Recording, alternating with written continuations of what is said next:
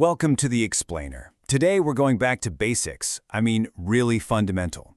We are talking about the stuff that makes up literally everything in the universe, from galaxies billions of light years away to the screen you're looking at right this second.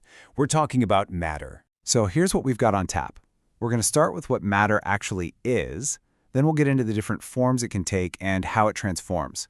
After that, we'll put on our chemist's hats and see how they sort and separate all this stuff, which all leads up to a really big question. How do we ever know if something is truly pure? All right, let's just dive right into that first big question. What is everything we see and touch actually made of? No, seriously, just take a second. Look around the room. That chair you're in, the air you're breathing, your own body, it all shares one fundamental thing in common. So what is it? The answer is matter, and the scientific definition is actually pretty straightforward. For something to be called matter, it just needs to check two boxes. First, it has to have mass, which is basically just a measure of how much stuff is packed into it. And second, it has to occupy space, take up volume. If it does both of those things, congratulations, it's matter. So, what are the building blocks of all this stuff? Well, if you zoom way down to the chemical level, it all comes down to these three key players. You've got atoms, the basic units of any element.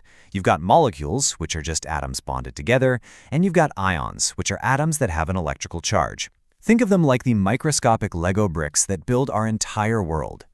Okay, so now that we have a handle on what matter is, let's talk about the different forms it can take. And I guarantee you'll recognize these. Yeah, we all know the big three: solid, liquid, and gas. What makes them different is just how their particles are behaving. In a solid, they're locked tight. In a liquid, they're flowing past each other. And in a gas, they're just flying all over the place. And while these are the ones we see every day, it's pretty cool to remember they're not the only ones. Under really extreme conditions, matter can become other things, like plasma.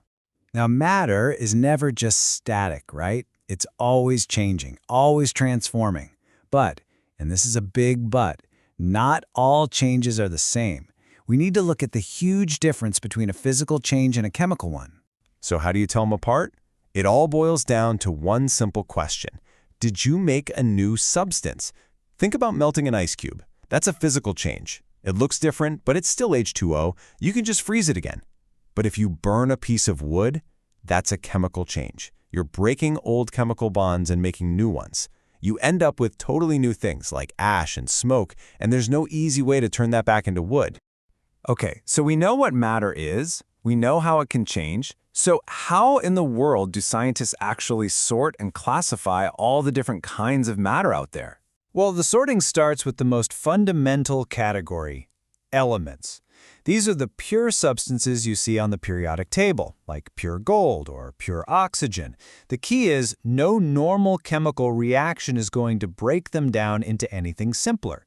Chemically speaking, this is kind of the end of the line. Next up, we have compounds. This is what happens when elements chemically bond with each other. The classic example, of course, is water, H2O. And this is where things get really cool, because a compound can have properties that are completely different from its ingredients.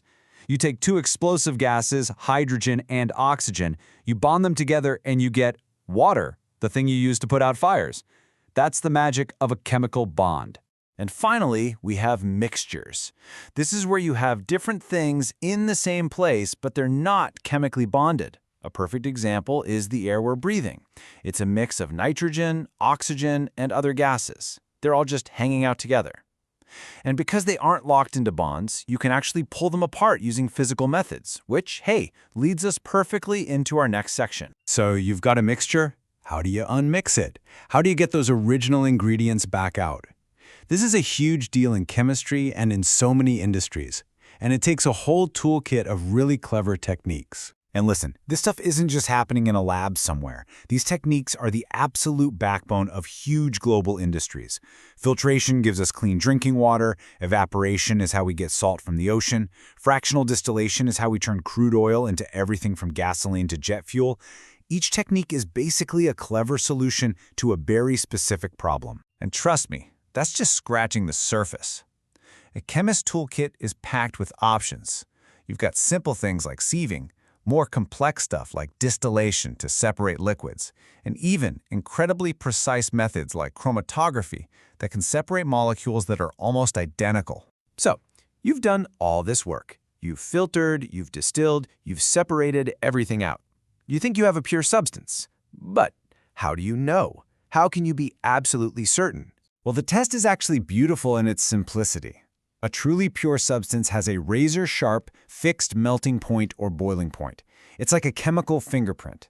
Pure water always boils at exactly 100 degrees Celsius at sea level.